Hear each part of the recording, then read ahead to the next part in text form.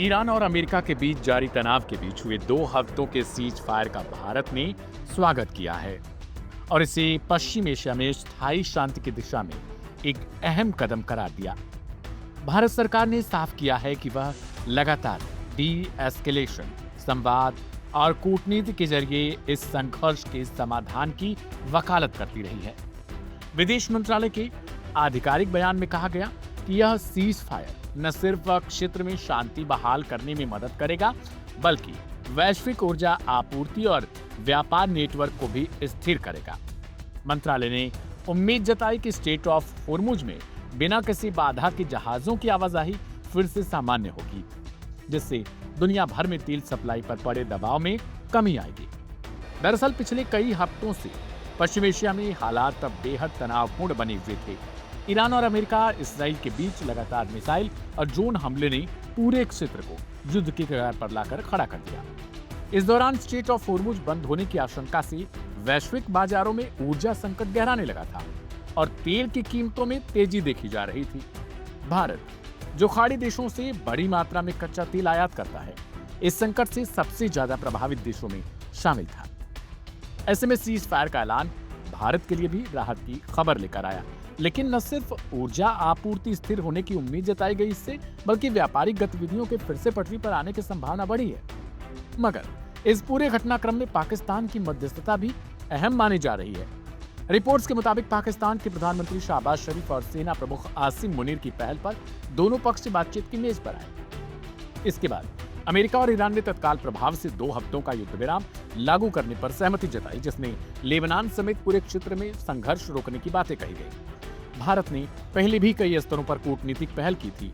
विदेश मंत्री एस जयशंकर ने ईरान, यूएई और कतर के नेताओं से बातचीत की थी। वहीं भारत ने अंतर्राष्ट्रीय मंचों पर भी होर्मुज जलडमरूबंदी की सुरक्षा और निर्बाध नौवहन की जरूरत पर जोर दिया था।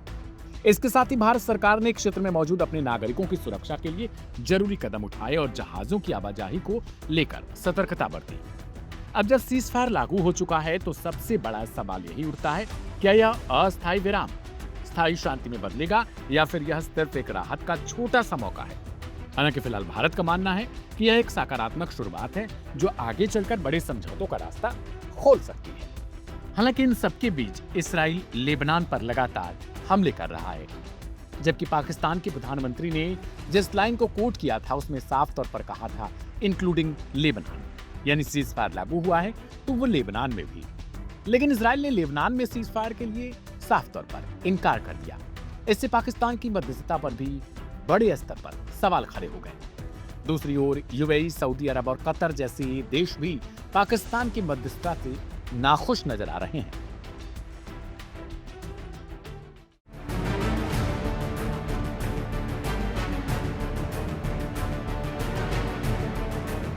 सीज फायर भले हो गया हो, लेकिन ईरान रुकने को तैयार ही नहीं। जाते जाते उसने इसराइल में वो तबाही मचाई जो आने वाले 2 हफ्तों तक जख्मों को कुरेदती रहेगी। सीज फायर लागू होने से ठीक पहले ईरान और उसके सहयोगियों ने कई मोर्चों पर एक साथ हमले किए, जिससे पूरे इलाके में भारी नुकसान और दहशत फैल गई। तेल अवीव पर क्लस्टर सबम्यूनिशन मिसाइलों से हमला किया गया, जिसके चलते शहर के कई इलाकों में एक साथ धमाके दर्ज किए गए। मिसाइल और बमों के गिरने से व्यापक तौर पर नुकसान की खबरें भी सामने आई। हाइफा पोर्ट को भी निशाना बनाया गया, जहां 2 मिसाइलों के गिरने से बंदरगाह क्षेत्र में अफरा तफरी मच गई। Petah Tikva, Ramat Gan, Herzliya, Bnei Brak, Kiryat और ओनो और रोश हयाइन जैसे इलाकों में भी मिसाइल हमलों की पुष्टि हुई। वहीं नेगेव क्षेत्र के टेल शेवा में भारी तबाही देखी गई। बेरशेवा, डिमोना, अराद और दक्षिणी बस्तियों की ओर भी बैलिस्टिक मिसाइलें दागी गई थी, जिससे कई जगहों पर इमारतों को भारी नुकसान और ढहने तक की खबरें आई।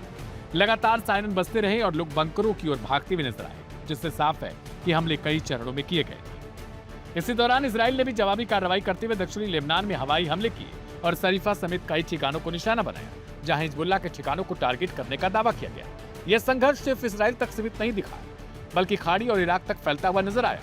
रिपोर्ट्स के मुताबिक ईरान और उसके सहयोगियों ने अमेरिका और उसके सहयोगी देशों के ठिकानों को भी निशाना बनाया, जिससे बहरीन, कुवैत, यूएई और कतर, सऊदी अरब में धमाकों की खबरें सामने आई। सऊदी अरब के प्रिंस सुल्तान एयरबेस और जॉर्डन के मुआफिक सॉल्टी एयरबेस के आसपास भी खतरे की स्थिति बनी रही। इराक में बगदाद के कैंप विक्ट्री और एरबिल के अमेरिकी ठिकानों को भी बार बार हमले किए गए। हालांकि कई हमलों को एयर डिफेंस सिस्टम ने हवा में रोकने का दावा किया।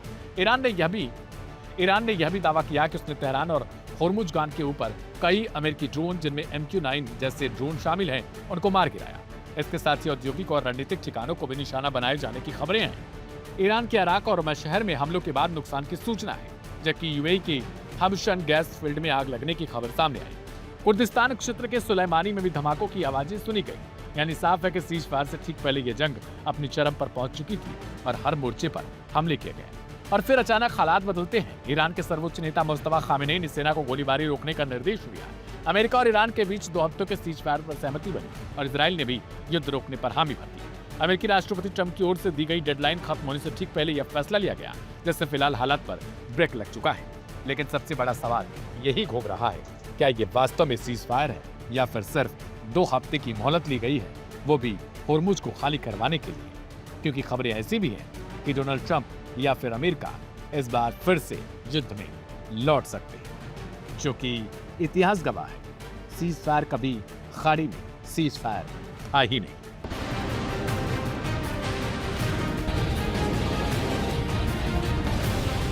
मध्य पूर्व में जारी भीषण तनाव के बीच अमेरिकी राष्ट्रपति डोनाल्ड ट्रंप ने घोषणा करते हुए ईरान के साथ 14 दिनों के युद्ध विराम का ऐलान किया।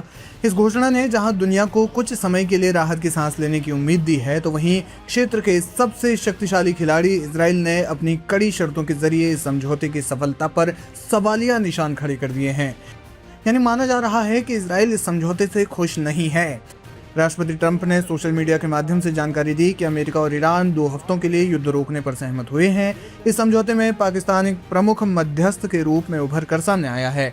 समझौते के तहत ईरान ने वैश्विक व्यापार के लिए जीवन रेखा माने जाने वाले स्ट्रेट ऑफ होर्मुज को फिर से खोलने और अमेरिका और उसके सहयोगियों पर हमले रोकने का आश्वासन दिया है। ट्रंप का मानना है कि 14 दिन के लिए कूटनीति की एक खिड़की खोली जाएगी, जिससे भविष्य में एक बड़े और स्थायी ग्रैंड डील का रास्ता साफ हो सकेगा। अमेरिकी राष्ट्रपति के इस फैसले पर इजरायली प्रधानमंत्री बेंजामिन नेतन्याहू की प्रतिक्रिया का पूरी दुनिया इंतजार कर रही थी।